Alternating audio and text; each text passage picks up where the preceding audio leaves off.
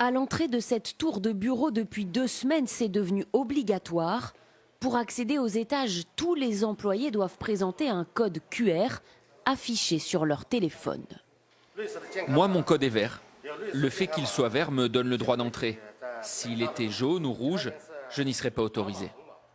L'application, développée par le géant de l'Internet chinois Alibaba, analyse les données du téléphone pour déterminer si son utilisateur a séjourné dans des zones à risque ou a voyagé à proximité des personnes infectées par le coronavirus. En Chine, ce code QR est le nouveau sésame pour se déplacer. Dans cette ville au sud de Shanghai, il est réclamé à l'entrée des résidences, des gares, des métros. Si le code n'est pas vert, impossible de passer. C'est rassurant.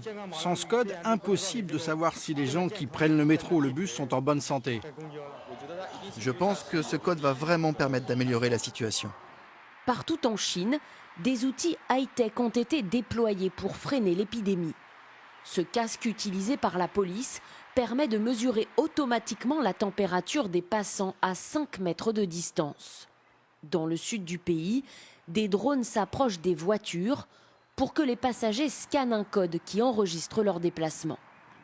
Et à Pékin, ce centre de contrôle analyse les mouvements de population pour déterminer où se trouvent les personnes à risque.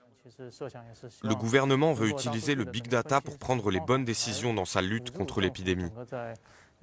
Cela apporte des informations précises et efficaces. Dans le pays, il y a une autre application qui est très utilisée par la population chinoise. Elle permet de savoir s'il y a des personnes infectées par le Covid-19 autour de soi. Et par exemple, ici à Shanghai, la personne contaminée la plus proche de moi se trouve à moins de 2 km. Ces outils serviraient aussi l'appareil de surveillance du régime. C'est ce qu'assure ce journaliste américain. Il a mené une enquête sur les données personnelles recueillies par l'application. On a étudié le code informatique de l'application et ce qu'on voit, c'est qu'au moment où l'utilisateur donne la permission d'accéder à ces données, il y a une fonction qui permet d'envoyer sa localisation à la police. Et quand on y regarde de plus près, on s'aperçoit aussi que la police est derrière le développement de l'application. Au total, ce sont les données de plus de 50 millions d'utilisateurs qui sont ainsi envoyées aux autorités.